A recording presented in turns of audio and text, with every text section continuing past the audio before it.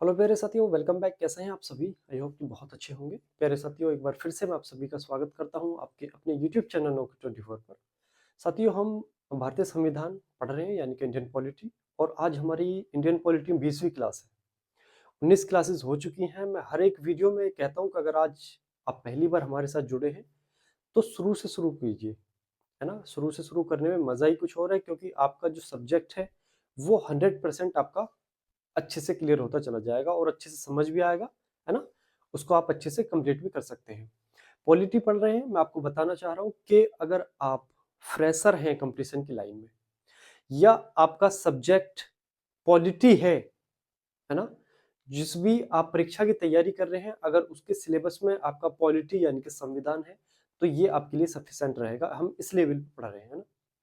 चाहे आप किसी भी स्टेट का, किसी भी डिपार्टमेंट का, या फिर सेंटर का किसी भी डिपार्टमेंट का एग्जाम हो, पॉलिटी अगर आती होगी तो मैं दावे के साथ कह रहा हूं कि इससे बाहर नहीं जाएगा। 90% वही आएगा जो मैं बोर्ड पे बता रहा हूं और जो मैं अपनी जबान से बोल रहा हूं। इसके अलावा अगर आप उसमें कुछ और मेहनत करते हैं, यानी कि बार बार रिवीजन करते हैं, है ना। जब आप रिवीजन करते हो तो कुछ नया ढूंढते हो, तलाश करते हो, तो उसमें आप 100% अपना कर सकते हो, है ना। तो चलिए शुरू करेंगे आज की इस वीडियो को। साथियों, आज की क्लास में हम मौलिक अधिकार यानी कि फंडामेंटल राइट्स के बारे में जानेंगे, है ना। क्योंकि हम लास्ट की जो हमारी क्लासेस रही उसमें हमने बहुत कुछ जाना, तो आज हमारा जो रहेगा संविधान का जो भाग 3 है ना। संविधान में 22 भाग होते हैं, तो उसका आज ये तीसरा पार्ट जो संविधान का है, इंडियन कॉन्स्टिट्यूशन का जो तीसरा पार्ट है, यानी कि फंडामेंटल राइट, मौलिक अधिकार, जिनको हम मूल अधिकार भी कहते हैं, है ना। कभी कभी परीक्षा में मूल अधिकार आता है तो कभी कभी मौलिक अधिकार आ जाता है ना। ये भी याद रखेंगे, मूल और मौलिक एक ही चीज होती है। ठीक है, कॉपी पेन से निकाल लीजिए, नोट करना स्टार्ट कीजिए। जिस भाई को नोट्स चाहिए, हमारा Nokia 24 का व्हाट्सएप ग्रुप है, उसमें आप ज्वाइन हो जाइए। वहाँ आपको नोट्स भी मिलते रहेंगे पर डे क्लास के, है ना। तो चलिए कॉपी पेन से निकाल के लिखना स्टार्ट कीजिए, नोट्स बनाइए। मौलिक अधिकार यानी कि फंडामेंटल राइट्स के बारे में आज जानेंगे। ये फंडामेंटल राइट्स, सबसे पहले मैं आपको बता दूं होता क्या है, कि ये जनता के अधिकार हैं जो आपकी सरकार के विरुद्ध होते हैं, है ना। क्योंकि जो सरकार हम चुनकर भेजते हैं, हमारे देश में लोकतंत्र व्यवस्था है, यानी कि जनता का शासन है। जनता वोट करती है, अपना प्रतिनिधि चुनती है, और वो प्रतिनिधि आप ही के लिए कानून बनाते हैं, संसद में जाके, विधायिका में जाके, है ना। अब कानून ऐसे भी बन सकते हैं जिनमें आपको फायदा हो, और कुछ कानून ऐसे भी बन सकते हैं जिनमें आपको हानि हो, यानी कि नुकसान हो, आपके मौलिक अधिकार का हनन हो। जो विधायिका आपके लिए कानून बना रही है, कुछ ऐसा भी बना सकती है जिसमें आपको प्रॉफिट हो, या फिर ऐसा भी बना सकती है जिसमें ये कानून आ जाए कि आज के बाद भारत में कोई भी बिना वजह की बात नहीं करेगा, यानी कि कहीं घूमने नहीं जाएगा, किसी धर्म की वो को नहीं मानेगा, है ना, पढ़ाई नहीं करेगा, यानी कि बहुत सारी चीजें फंडामेंटल राइट्स में आती हैं। तो इनके विरुद्ध अगर ऐसा अगर कानून सरकार अगर बना दे आपके लिए, तो आपके पास रास्ता है कि आप हाई कोर्ट जा सकते हो, आप सुप्रीम कोर्ट जा सकते हो, है ना। यानी कि सरकार की मनमानी को रोकने के लिए हमारे भारतीय संविधान में भाग 3 ऐड किया गया है, जिसके माध्यम से आप अपनी जीवन अच्छे से और शानदार तरीके से जी सकते हो, है ना। तो चलिए स्टार्ट करते हैं। देखिए, सबसे पहले तो समझ लीजिए, भारतीय संविधान का भाग 3 कहता है फंडामेंटल राइट यानी कि मौलिक अधिकार के बारे में बात करेगा, है ना। संविधान का भाग 3, डायरेक्ट क्वेश्चन बनेगा कि मौलिक अधिकार भारतीय संविधान के किस भाग में है, या भाग 3 किससे संबंधित है ना। तो किससे? मौलिक अधिकार याद रखेंगे। अगर मैं अनुच्छेद की बात करता हूं तो 12 से लेकर 35 तक इसमें आर्टिकल्स दिए गए हैं, यानी कि अनुच्छेद दिए गए हैं 12 से 35 तक। लेकिन एक चीज आप याद रखेंगे, कभी आपने अनुच्छेद अगर पढ़े होंगे, यानी कि आर्टिकल्स पढ़े होंगे फंडामेंटल राइट्स यानी कि मौलिक अधिकार के, तो आपने यही जाना होगा कि 14 नंबर आर्टिकल से स्टार्ट होता है, 14 से और 32 तक, है ना। ना तो आप 12 के बारे में जानते होंगे, मैं कह सकता हूं कि 50% अगर आपने बहुत अच्छे से अगर पॉलिटी को कवर करा है, अगर पढ़ा है आपने पहले से ही, तो बहुत ही अच्छे से, है ना। तो मैं कह सकता हूँ 50% बच्चों को ही मालूम होगा कि आर्टिकल 12 में क्या, आर्टिकल 13 में क्या, या आर्टिकल 33, 34, 35 में क्या है। क्योंकि हम समझते हैं कि जो मौलिक अधिकार है, हम तो ये तो कह देते हैं कि अनुच्छेद, अगर हमसे पूछे कोई कि बताइए मौलिक अधिकार का अनुच्छेद कहां से कहां तक, तो हम ये तो कह देते हैं कि 12 से 35 तक है। लेकिन अगर जो वास्तविक जो रियलिटी है, अगर मौलिक अधिकार की, फंडामेंटल राइट की, तो वो जो शुरू होता है वो आर्टिकल 14 से लेकर 32 तक ही हम बता पाते हैं कि 14 से समता का अधिकार हो जाता है और आर्टिकल 32 संवैधानिक औपचारिक अधिकार, है ना। लेकिन उससे पहले क्या, उससे बाद में क्या, उसके बारे में जानकारी नहीं होती। हम ये तो कहते हैं परीक्षा में कि हाँ कि इसमें ऐसा आया था, संविधान के भाग 3 में से क्वेश्चन आया था, फंडामेंटल राइट्स में से क्वेश्चन आया था, और पूछ लिया जाए आर्टिकल 12 के बारे में, आर्टिकल 13 के बारे में, आर्टिकल 33 के बारे में, 34 के बारे में, 35 के बारे में, तो वहां क्या होगा, वहां अटक जाएंगे, है ना। तो यानी कि हम पूरी तरह से इसको कवर करेंगे, अच्छे से समझेंगे। देखिए आर्टिकल जो 12 से 35 तक दिए गए हैं उसको हम दो तरह से समझेंगे। जो आर्टिकल 12 और 13 है ना, ये दिया तो गया है फंडामेंटल राइट यानी कि मौलिक अधिकार में, लेकिन ये मौलिक अधिकार नहीं है बल्कि उससे संबंध रखता है। कुछ समझ आया? आर्टिकल 12 जो 13 है ये मौलिक अधिकार नहीं है आपका, है ना।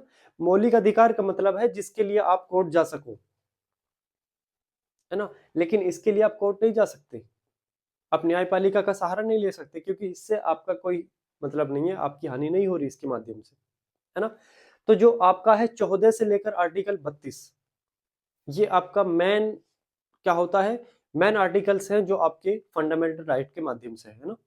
तो जो आर्टिकल 12 और 13 है ये फंडामेंटल राइट से संबंध तो रखता है ना। हम इसमें आर्टिकल के माध्यम से तो हम जानते हैं कि 12 से 35 तक फंडामेंटल राइट है, लेकिन फंडामेंटल राइट नहीं है ये उससे संबंध रखता है, उससे मिला जुला है ना, याद रखेंगे। लेकिन आर्टिकल 14 से 35 तक ये फंडामेंटल राइट की कैटेगरी में आते हैं। ऐसे ही सेम हम बात करते हैं आर्टिकल 32 पे ही हम लास्ट कर देते हैं आगे। कहां तक? आर्टिकल 32 पे ही हम लास्ट कर देते हैं संविधान का, है ना। आर्टिकल 32 जिसको बाबा भीमराव साहब अम्बेडकर के द्वारा कहा गया था कि संविधान की आत्मा और हृदय है ना, जिसमें 5 प्रकार की रिट के बारे में भी चर्चा की गई है। ठीक है, आगे बढ़ते हैं। अगर मैं इसके शुरुआत की बात करता हूं, फंडामेंटल राइट यानी कि मौलिक अधिकार की, आखिर इनकी शुरुआत हुई कहां से? सबसे पहले सन 1215 ईस्वी में ये ब्रिटेन के लोगों को दिया गया था। ये शुरुआत की अगर मैं बात करता हूं, इसकी हिस्ट्री की अगर मैं बात करता हूं फंडामेंटल राइट की, तो ये सन आपका 1215 में ब्रिटिश के लोगों को दिया गया था। और ये वहां पर देखिए, आपको ये मालूम है कि जो ब्रिटिश में है वो राजतंत्र व्यवस्था है वहां पर, यानी कि राजा होता है वहां पर, है ना। तो राजा के विरुद्ध था जनता को दिए गए थे, यानी कि जनता को कुछ मौलिक अधिकार फंडामेंटल राइट दिए गए थे जो राजा के विरुद्ध थे, है ना। जो विरुद्ध का मतलब ये है कि राजा से कुछ ऐसी पावर जनता को दी गई जो राजा से ले ली गई, है ना। सबसे पहले जिसको अधिकारों को मैग्ना कार्टा भी कहा गया, है ना, अधिकारों को मैग्ना कार्टा, ये आपका 1215 में ब्रिटिश की जनता को दी गई, याद रखेंगे। उसके बाद में फिर अमेरिका विश्व का पहला देश बना जिसने अपने संविधान में लिखित रूप में इसको शामिल किया।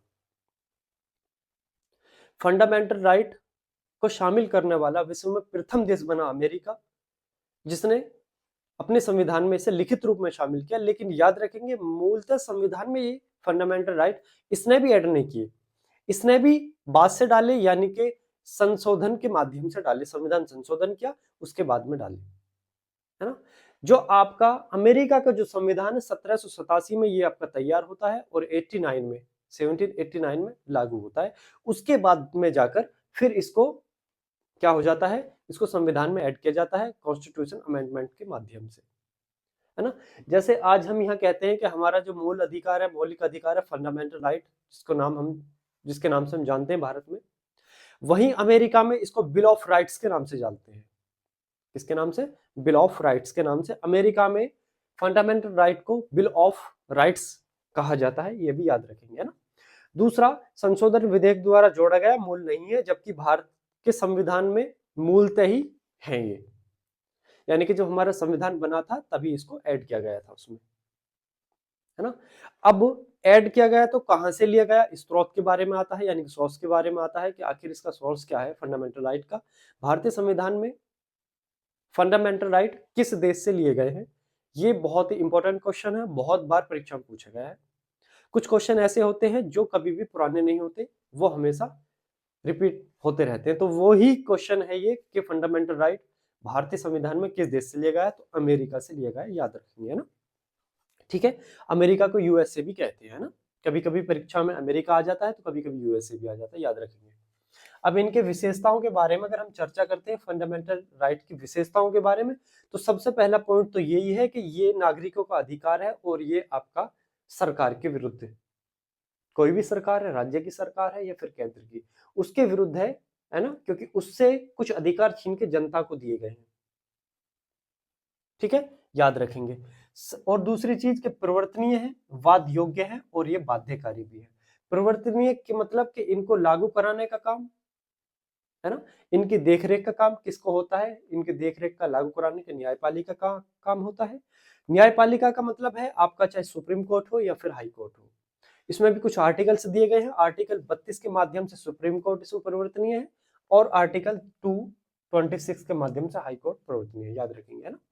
वही वाद योग्य भी है, यानी कि आप इनके लिए न्यायालय जा सकते हैं, है ना, और बाध्यकारी भी है, ये भी आप इसमें याद रखेंगे। ठीक है, साथ ही साथ जो आपके फंडामेंटल राइट्स हैं भारत में रहने वाले प्रत्येक व्यक्ति पर लागू होते हैं। आप किसी भी जाति से हैं, किसी भी धर्म से हैं, कोई भेदभाव नहीं है, सभी पर ही लागू होते हैं ना। अब केवल भारतीय पर लागू होंगे या विदेशी नागरिकों पर भी लागू होंगे। देखिए, फंडामेंटल राइट्स में कुछ आर्टिकल्स ऐसे हैं जो केवल और केवल भारतीयों को ही प्राप्त है ना, यानी कि भारतीय नागरिकों को ही प्राप्त है। बाकी सभी आर्टिकल विश्व का चाहे कोई भी नागरिक हो जो भारत में, सभी को प्राप्त है। तो ऐसे आर्टिकल, कुछ आर्टिकल्स हैं जैसे आर्टिकल 15, है ना, आर्टिकल 16, आर्टिकल 19, आर्टिकल 29, आर्टिकल 30, है ना। ये ऐसे आर्टिकल्स यानी कि अनुच्छेद हैं जो केवल और केवल भारतीय नागरिकों को ही प्राप्त है ना। अब जब हम आगे इनको जानेंगे, अच्छे से इनको समझेंगे, है ना, जैसे धर्म के बारे में बताया गया है, या नौकरी के बारे में, है ना, या स्वतंत्रता के बारे में, जैसे बोलने की, घूमने फिरने की, है ना, धर्म को मानने की, उसके बारे में। ये 29-30 है अल्पसंख्यकों के बारे में। ठीक है, वहीं आगे बढ़ते हैं। फंडामेंटल राइट के लिए कानून अगर कोई बनाएगी तो वो कौन होगी, संसद होगी, है ना। संसद फंडामेंटल राइट्स के लिए कानून बनाएगी। साथ ही साथ एक चीज और समझ लीजिए कि फंडामेंटल राइट में संशोधन संभव है ना। ये बहुत ही एक इंपॉर्टेंट पॉइंट है जिसके माध्यम से कई बार सुप्रीम कोर्ट के निर्णय अलग अलग तरह से आए हैं। बहुत सारे केसेस हैं जिनके माध्यम से आप जानोगे कि बार बार फंडामेंटल राइट्स के लिए सुप्रीम कोर्ट ने अपने अहम निर्णय भी दिए, है ना। लेकिन सबसे अहम निर्णय उसमें लास्ट में रिजल्ट यही निकल के आता है कि आप फंडामेंटल राइट्स में, है ना, आप संशोधन कर सकते हो, लेकिन मेन पॉइंट यह है कि किसी भी तरह से मूल ढांचे पर कोई भी प्रभाव नहीं पड़ना चाहिए, यानी कि जो बेसिक स्ट्रक्चर है संविधान का, उस पर किसी प्रकार का कुछ भी प्रभाव यानी कि इफेक्ट नहीं होना चाहिए, याद रखेंगे इसको, है ना। ठीक है, आगे चल के और अच्छे से समझ लेंगे। फंडामेंटल राइट को निलंबित किया जा सकता है, यानी कि इनको सस्पेंड भी किया जा सकता है ना। अब सस्पेंड करने की क्या परिस्थिति है, किस वे में सस्पेंड किया जा सकता है, उनको समझ लीजिए। कि जब आपके देश में राष्ट्रीय आपात घोषित हो जाए, है ना। आप जब आपातकाल पढ़ोगे तो हमारे भारतीय संविधान में 3 प्रकार के आपातकाल का वर्णन किया गया है। एक राष्ट्रीय आपात, एक राष्ट्रपति शासन, जो राष्ट्रीय आपात यानी कि पूरे देश के लिए, राष्ट्रपति शासन यानी कि जिस भी राज्य में संवैधानिक गतिविधियां सही नहीं है वहां पर राष्ट्रपति शासन लग सकता है, और एक होता है वित्तीय आपात। 3 प्रकार के आपात का जिक्र किया गया है भारतीय संविधान में। तो ये वो आपात है जो जिसको हम राष्ट्रीय आपात के नाम से जानेंगे। किसी पड़ोसी देश से युद्ध हो जाए, है ना, कोई आक्रमण हो जाए भारत पर, या सशस्त्र विद्रोह हो जाए, ऐसी स्थिति में राष्ट्रपति महोदय के द्वारा क्या होगा, राष्ट्रीय आपात की घोषणा हो जाएगी। आर्टिकल 352 ये कहता है ना, याद रखेंगे। राष्ट्रीय आपात को छोड़कर अगर भारत में राष्ट्रीय आपात की घोषणा हो जाती है तो ऐसे में फंडामेंटल राइट्स को निलंबित किया जा सकता है, याद रखेंगे, है ना। अब ये तो थी इसकी फंडामेंटल राइट्स की कुछ विशेषताएं। अब आगे चल के हम ये जान लेंगे कि जो हमारे मौलिक अधिकार है यानी कि फंडामेंटल राइट्स हैं वो कितने प्रकार के होते हैं, ये भी आप इनको भी समझेंगे, है ना। तो साथियों, फंडामेंटल राइट्स जो आपके होते हैं वो 6 प्रकार के हैं। कितने प्रकार के हैं, 6 प्रकार के हैं। लेकिन मूलतः अगर मैं बात करता हूं, यानी कि जिस समय संविधान बना था उस समय फंडामेंटल राइट संविधान में 7 थे, है ना, यानी कि मौलिक अधिकार 7 थे। वर्तमान में अगर हम बात करते हैं, वर्तमान संविधान में 6 है, यानी कि 6 हैं। तो 7वां जो संविधान में जो मौलिक अधिकार था हमारा, वो था संपत्ति का अधिकार, है ना, जिसको आज हम संवैधानिक अधिकार यानी कि विधिक अधिकार के नाम से भी जानते हैं, जिसे मौलिक अधिकार से उठाकर कहां कर दिया, बाहर कर दिया उसे, है ना, याद रखेंगे। जो पहले आज वर्तमान में वो 300A आर्टिकल है, अनुच्छेद है, उसमें है। और उससे पहले जो फंडामेंटल राइट में था तो 31वां आर्टिकल था, 31 उसमें था, है ना। अब जो 6 प्रकार के आर्टिकल हैं, मूलतः 7 है, आपको समझ आ गया होगा। अगर क्वेश्चन आ जाए कि मूलतः संविधान में कितने मौलिक अधिकार थे तो कितने, 7, और पूछ ले संविधान में कितने मौलिक अधिकार है, फंडामेंटल राइट है, तो 6 है। मूलतः अगर शब्द जोड़ दिया जाए तो फिर 7 है, याद रखेंगे ना, गलती की जरा भी गुंजाइश नहीं, याद रखेंगे इसको। सबसे पहले हो जाता है समता या फिर समानता का अधिकार, जो आर्टिकल 14 से लेकर आर्टिकल आपका कितने तक है, 18 तक है ना। उसके बाद आ जाता है स्वतंत्रता का अधिकार, यानी कि आपको बोलने का, घूमने फिरने का, है ना, बहुत सारे ये अधिकार है। आर्टिकल 19 है ना, बहुत ही इंपॉर्टेंट है, ठीक है, जिसमें 6 पॉइंट दिए गए हैं, याद रखेंगे। ये आपका 14 से 18 हो जाता है, वो 19 से 22, 19, 20, 21, 22 4 आर्टिकल है स्वतंत्रता के अधिकार में, है ना।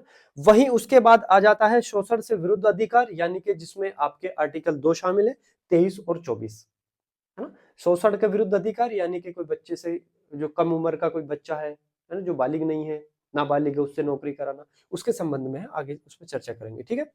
अगला पॉइंट है आर्टिकल, ये अपना जो आपका चौथा आपका मौलिक अधिकार है, वो कौन सा है, वो है आपका धार्मिक स्वतंत्रता का अधिकार, जो आर्टिकल 25 से लेकर 28 तक है। वहीं आर्टिकल उसका अगर मैं मौलिक अधिकार की अगर मैं बात करता हूँ 5वें की, तो 5वां है आपका शैक्षणिक व सांस्कृतिक अधिकार, जो 29 और 30 आर्टिकल में दिए गए हैं। और आपका छठा फंडामेंटल राइट है, यानी कि मौलिक अधिकार है संवैधानिक उपचारों का अधिकार, जो कि आर्टिकल 32 है ना। इसके बाद में आर्टिकल 32 से संबंध रखते हैं आर्टिकल 33, 34 और 35, है ना। अब आगे बढ़कर हम समझेंगे जो इंपॉर्टेंट पॉइंट है उनके बारे में। इतना आपने समझ लिया, ये डायरेक्ट क्वेश्चन इसमें से बनता है कि समता का जो अधिकार है वो किस आर्टिकल से किस आर्टिकल तक है, तो यानी कि 14 से 18 तक है ना।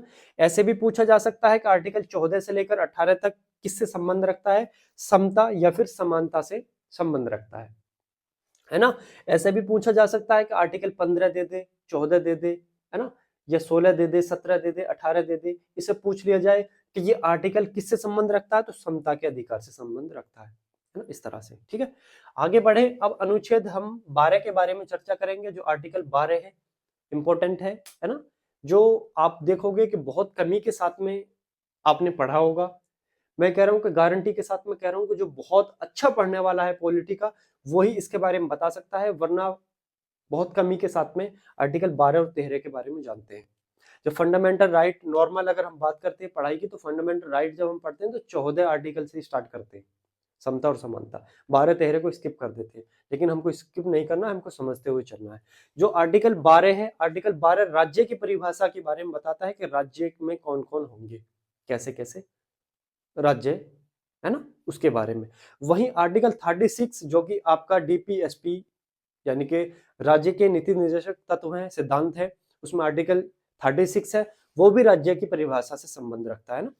तो आर्टिकल 12 और 36 राज्य की परिभाषा के बारे में बात करते हैं। अब राज्य की परिभाषा यानी कि राज्य में कौन होंगे वो समझ लीजिए। एक तो संघ की कार्यपालिका होगी, कार्यपालिका मतलब है कैबिनेट यानी कि मंत्री, जो आपका कानूनों को लागू कराने का काम करता है, नीति बनाने का काम करता है। संघ की कार्यपालिका होगी, विधायिका होगी, विधायिका मतलब जिसमें सभी सदस्य शामिल होते हैं, है ना। राज्य की कार्यपालिका होगी, राज्य की विधायिका होगी, है ना। स्थानीय सरकार होगी, स्थानीय सरकार का मतलब हो जाए ग्राम पंचायत है, जिला पंचायत है, ब्लॉक पंचायत है ना, जिला पंचायत, है ना। ये इस तरह से स्थानीय सरकार जो होंगी वो भी आपकी राज्य में शामिल होंगी, है ना। इसके अलावा कुछ अन्य अधिकार हैं जिसको समय समय पर सुप्रीम कोर्ट के माध्यम से बताया गया है कि ये भी राज्य की परिभाषा में आती हैं। जैसे ऐसी संस्था जिन पर सरकार का प्रशासनिक वित्तीय नियंत्रण हो, ऐसी संस्था जिन पर सरकार का चाहे प्रशासनिक हो या फिर वित्तीय नियंत्रण हो, वो भी राज्य में शामिल होंगी, है ना। अब देखिए समझिए, जैसे फॉर एग्जाम्पल कोई प्राइवेट स्कूल है, कोई प्राइवेट स्कूल है, लेकिन वो है प्राइवेट, लेकिन सरकार का उसमें क्या है, उसको सरकार की हेल्प मिली हुई है ना कहीं सरकार का कुछ फंड है जो उस कॉलेज को दिया जा रहा है। अगर सरकार की कुछ हेल्प किसी भी वे में अगर आपको मिल रही है तो वो राज्य की कैटेगरी में आएगी। ये आप अच्छे से समझेंगे, ये इसका एग्जाम्पल है, उदाहरण है ना, याद रखेंगे। इसके अलावा कुछ सार्वजनिक महत्व की संस्था है, सार्वजनिक महत्व यानी कि कुछ पब्लिक वेलफेयर की अगर जो काम करती हैं वो भी आपके राज्य की कैटेगरी में आएंगी, है ना। जैसे मैं कह दूं कि ये रोड बनते हैं, क्या बनते हैं, रोड बनते हैं। अब रोड बनाने वाली सरकारी कंपनी नहीं होती, ये टेंडर जारी होते हैं प्राइवेट कंपनी को, लेकिन काम क्या कर रही है, काम ये पब्लिक वेलफेयर का कर रही है, यानी कि जो जनता की सुविधा का काम कर रही है, जिनको सरकार के द्वारा चुना जा रहा है ना कि आप इस काम को कीजिए, है ना। तो वो भी जो भी सार्वजनिक महत्व की जो संस्था होंगी ये भी किसमें होंगी, ये भी राज्य की कैटेगरी में आएंगी, ये भी याद रखेंगे ना। साथ ही साथ इतना समझ लीजिए कि ये भी प्रश्न पूछा जाता है कि राज्य की परिभाषा में कौन शामिल नहीं है, कौन नहीं है। न्यायपालिका आपके राज्य की परिभाषा में नहीं आती, याद रखेंगे, है ना। लेकिन न्यायपालिका में जो न्यायिक मजिस्ट्रेट होते हैं, जज होते हैं, जजेस, वो सभी राज्य की परिभाषा में आते हैं, लेकिन न्यायपालिका नहीं आती। ये याद रखेंगे, न्यायपालिका शब्द आ जाए तो नहीं आएगी। जो जजेस के बारे में पूछ जाए, मजिस्ट्रेट के बारे में पूछ कह दे, है ना, लिखा आ जाए जज राज्य की परिभाषा में आते हैं तो बिल्कुल आते हैं, क्योंकि राज्य के द्वारा, यानी कि चाहे उन्हें राज्य के हो या फिर वो सेंटर के हो, उनको तनख्वाह दी जा रही है राज्य के माध्यम से दी जा रही है ना, यानी कि सरकारी पैसा उनके पास आ रहा है, मिल रहा है, तो वो आपका उसमें पहुंच जाएगा। जबकि न्यायपालिका राज्य की परिभाषा में नहीं आएगी। बहुत ही घुमाने वाला क्वेश्चन है और अक्सर गलत होने की पॉसिबिलिटी भी बहुत ज्यादा होती है, तो याद रखेंगे। साथ ही साथ यूएनओ हो या फिर उसकी संस्था हो कोई भी, वो भी राज्य की परिभाषा में नहीं आएगी। इसके अलावा कोई पब्लिक चैरिटेबल ट्रस्ट है ना, वो भी राज्य की परिभाषा में नहीं आएगी। इसके अलावा कोई अल्पसंख्यक विश्वविद्यालय है ना, जो गैर क्या है, सहायता प्राप्त है, यानी कि जिसको गवर्नमेंट की सहायता नहीं मिली है, अल्पसंख्यक है विश्वविद्यालय या विद्यालय, वो भी आपका राज्य की परिभाषा में नहीं आएगी। अगर उसको सहायता प्राप्त है तो वो राज्य की परिभाषा में होगी, और अगर नहीं है तो नहीं होगी, याद रखेंगे, है ना। ठीक है, तो ये हो गया आर्टिकल 12 और आर्टिकल 36। आई होप कि आपको अच्छे से समझ आया होगा। आर्टिकल 12 और 36 में सिर्फ और सिर्फ राज्य की परिभाषा दी गई है कि राज्य में कौन शामिल होंगे, और इसका अगर मैं पूरा एक निष्कर्ष निकाल के बता दूं तो इतना समझ लीजिए कि जो भी सरकारी चीज है वो सब राज्य की परिभाषा में आते हैं, जिसको राज्य की या फिर केंद्र की सहायता प्राप्त हो वो सभी भी राज्य की कैटेगरी में आते हैं, याद रखेंगे इसको, है ना। जो भी राज्य, चाहे वो सरकारी हो या फिर वो प्राइवेट हो, अगर राज्य मतलब अगर सरकार का उसको सहायता प्राप्त है, हेल्प मिल रही है, सरकार के साथ वो काम कर रहा है, तो वो सब राज्य की कैटेगरी में आएंगे, यानी कि उसको राज्य की परिभाषा में शामिल होंगे। ठीक है, वहीं अनुच्छेद 13 के बारे में बात कर ले करते हैं हम, आर्टिकल 13 के बारे में। तो ये कुछ ऐसी विधियों के बारे में बताता है जो फंडामेंटल राइट की रक्षा से संबंध रखता है ना, यानी कि ऐसी विधि, कोई ऐसी विधि जो फंडामेंटल राइट के विरुद्ध हो, या उसको अल्पीकरण करती हो, या फिर उसको सीमित करती हो, है ना। संसद ऐसा भी कोई कानून बना सकती है जो हमारे फंडामेंटल राइट को क्या कर दे, उसके विरुद्ध हो, है ना। यानी कि हमारा फंडामेंटल राइट यानी कि अनुच्छेद हमारा 19 कहता है कि आपको बोलने की आजादी है, संसद ऐसा कानून बना दे, कह दे कि आपको बोलने की आजादी नहीं देंगे, तो क्या हो गया, ये मौलिक अधिकार के विरुद्ध हो गया आपका, है ना। या उसको कोई अल्पीकरण करता हो, कम करता हो, या फिर उसको सीमित करता हो, है ना। ऐसी अगर कोई विधि संसद के द्वारा बनाई जाती है तो वो क्या होगी, इस आर्टिकल 13 के माध्यम से वो कानून, है ना, वो कानून क्या हो जाएगा, शून्य हो जाएगा, अवैध हो जाएगा, यानी कि खत्म हो जाएगा वो कानून। यानी कि हम कह सकते हैं कि हमारे फंडामेंटल राइट की जो रक्षा का जो अनुच्छेद है वो आर्टिकल 13 है। फंडामेंटल राइट की रक्षा कौन कर रहा है, आर्टिकल 13 कर रहा है, संसद के ऐसे नियम को के लिए जो इसके विरुद्ध जा रहे हो, जो अल्पीकरण करते हो, उनको सीमित करता हूं फंडामेंटल राइट को, है ना, या फिर उनके विरुद्ध होते हो, याद रखेंगे, है ना। तो प्यारे साथियों, ये आर्टिकल 13 तक हमने पढ़ लिया, अच्छे से समझा, आई होप कि आपको समझ आया होगा। अगली क्लासेस रहेगी और अगली क्लासेस में हम आर्टिकल नंबर 14 से अपना स्टार्ट करेंगे, समता या फिर समानता का अधिकार जो होता है उससे हम अपना स्टार्ट करेंगे, है ना। नोट्स आप बना रहे होगे, आप अच्छे से नोट्स बनाइए और अच्छे से हमारे साथ बने रहिए। देखिए नौकरी 24 आपका चैनल है, अगर नए हैं सब्सक्राइब नहीं किया तो सब्सक्राइब कर लीजिए, है ना।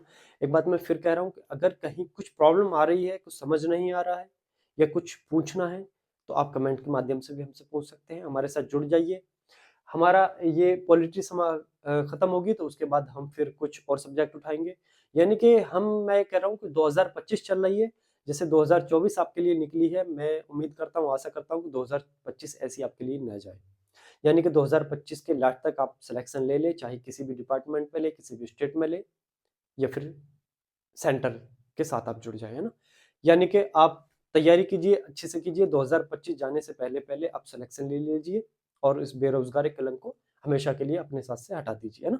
तो चलिए, बहुत बहुत धन्यवाद आपका वीडियो में अंत तक बने रहने के लिए। साथियों, एक ही छोटी सी रिक्वेस्ट है कि चैनल को सब्सक्राइब कर लीजिए, वीडियो को अपने दोस्तों के साथ, फ्रेंड सर्कल में, है ना, फैमिली में सभी के साथ इनको शेयर कीजिए, सभी ग्रुप्स में, जो भी आपके ग्रुप्स है, व्हाट्सएप ग्रुप है, सोशल मीडिया जो भी ग्रुप्स है उनमें इसको शेयर कीजिए।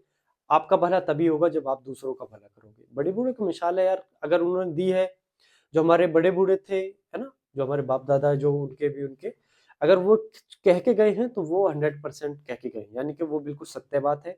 और उनका कहना है कि पहले दूसरों का भला करो तब आपका भला होगा, आपका तो ऑटोमेटिक भला हो जाएगा। तो भला दूसरों का करो, यानी कि वीडियो को शेयर जरूर करते हैं दोस्तों के पास, है ना। तो चलिए, बहुत बहुत धन्यवाद आपका वीडियो में अंत तक बने रहने के लिए। फिर मिलेंगे। जय हिंद, जय भारत।